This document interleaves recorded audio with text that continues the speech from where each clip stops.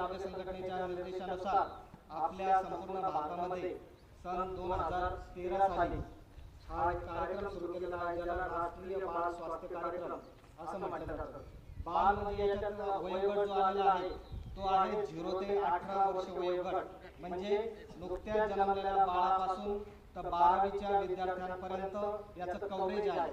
म्हणजे यांना सर्व उपचार, सर्व आजारांवरील उपचार, शस्त्रक्रिया, मेडिसिन सर्व काही हे मोफत आहे. ठीक आहे. तर हा कार्यक्रम याच्यामध्ये जे आजार आपण बघतो आहोत तर ते 4 प्रकारच्या कॅटेगरीतले आजार आहेत. तर 4 प्रकारच्या कॅटेगरी कुठल्या आहेत? तर पहिली कॅटेगरी आहे जन्मजात विकृती, ज्याला बर्थ डिफेक्ट म्हणतात. जन्मजात विकृती म्हणजे काय असतं की काही बाळ जे असतात दुर्दैवानं कुठल्या तरी अपंगत्वाने जन्म घेत असतात. जसं की आपण बघितलेलं आहे काही बाळांचे टाळोट दुबळलेले असतात, काही बालकांचे हात